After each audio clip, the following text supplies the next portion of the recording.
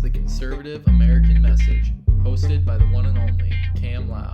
It's Saturday, February 11th, 2023, and you can join me every week for the greatest political commentary known to man. I posted on our social media a few days ago asking for topics for future episodes that you guys want to hear me do a deep dive on. I was supremely disappointed, however, in the lack of suggestions, so if there's something you want to hear about, head over there and let me know. Speaking of supreme, back in '68, Iowa schools were put in the national spotlight in the Supreme Court case of Tinker v. Des Moines Independent Community School District. That famous case was over the First Amendment right of students to wear black armbands that represented a protest against the Vietnam War. The Supreme Court ruled back then that even in school, students had the right to free speech. But now in Iowa, a student has been punished for wearing a shirt that expresses their support of the Second Amendment. Apparently, Tom Griffin, a high school government teacher in the Johnston Community School District, lectured his class about how their First Amendment rights are extremely limited while at school. This prompted a student to come back to school wearing a shirt that read, "What part of shall not be infringed do you not understand?" It then has a rifle underneath that slogan. She was immediately sent to the principal's office where they demanded that she change her shirt, claiming that it violated school dress code. After she refused, they called her mother, who also refused to make her daughter change out of a regular t-shirt just because school administration didn't agree with its political message.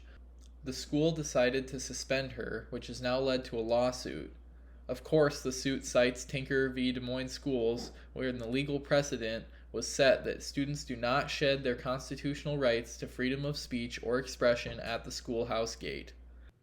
So before we talk about the State of the Union, we have to talk about some policies being proposed by the Biden administration. I'm not really sure why Biden has such a personal vendetta against home appliances, but he's not just coming for your gas stoves anymore. The Biden administration has taken 110 actions on appliances in the year 2022 alone.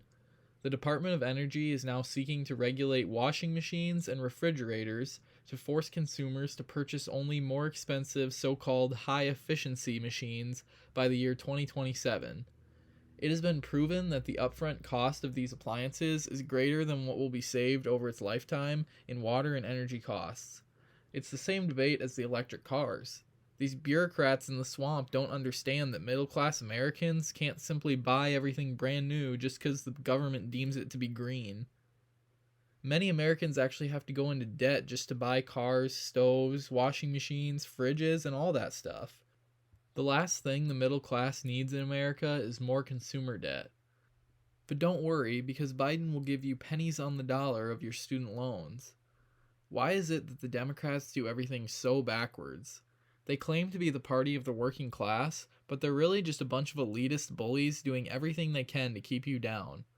Most Republicans might not be very effective, but at least they typically have their heads on straight.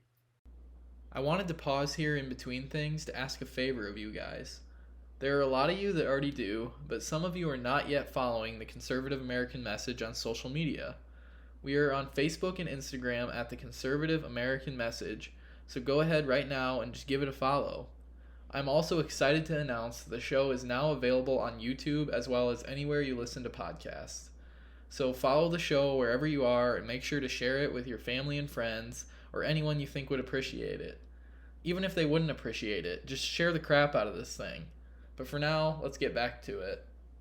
President Joe Biden delivered the State of the Union address on Tuesday, and it was utter chaos. He was continually interrupted by congressional booing in the chamber, and I think it was pretty reasonable considering that Biden used the speech as an opportunity to attack Republicans and spew his regular lies. We're going to break down a few of those lies today, so let's start with one of Joe's favorites. He created 12 million new jobs. In order to make such a ridiculous claim, they have to count all the jobs that went away due to their own policies regarding COVID and then were refilled after they finally allowed the country to reopen. In reality, Biden has only created about 2.7 million jobs in his first 2 years as president, so why can't they just say that? Well, because Trump created 4.5 million new jobs in his own first 2 years. So they have to invent their own statistics to look better. He also blamed oil companies for high gas prices, saying that they didn't invest in domestic production. That doesn't even remotely make sense, because if gas prices are high, oil companies should want to ramp up production to make more money. The truth is that the Democrats have pushed through green policies making it near impossible to increase production. Oil production is still lower than it was during the pandemic. In fact, under the Biden administration, they've issued the fewest drilling permits since right after World War II. Biden also claimed to have presided over the largest deficit reduction in U.S. history. Once again, he is comparing that to the deficit during the pandemic when stimulus checks were being handed out like candy. Truth be told, the Biden administration's reckless spending has kept the deficit from falling below $1 trillion. He even claimed that under Trump the economy was reeling, when in fact, under Trump the economy was steadily on the rise. That was until Biden took over, and then he immediately passed trillions of dollars of unnecessary spending, and inflation skyrocketed. The speech finally came to a point where Republicans had just had enough of the blatant lies, and when Biden directly attacked the GOP, that's when the booing began. Some of my Republican friends want to take the economy hostage. I get it, unless I agree to their economic plans. All of you at home should know what those plans are. Instead of making the wealthy pay their fair share, some Republicans want Medicare and Social Security to sunset. I'm not saying it's a majority. Let me give you, anybody who doubts it, contact my office. I'll give you a copy of the proposal. That means Congress doesn't vote. Well, I'm glad to see you. No, I tell you, I enjoy conversion. You know, it means if Congress doesn't keep the programs the way they are, they'd go away. Other Republicans say, I'm not saying it's a majority of you. I don't even think it's even a significant, but it's being proposed by individuals.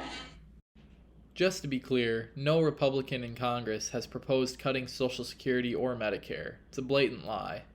So all in all, Biden and the Democrats seem pretty confident in themselves and their ability to run this country. I would reckon that Americans don't necessarily feel the same way.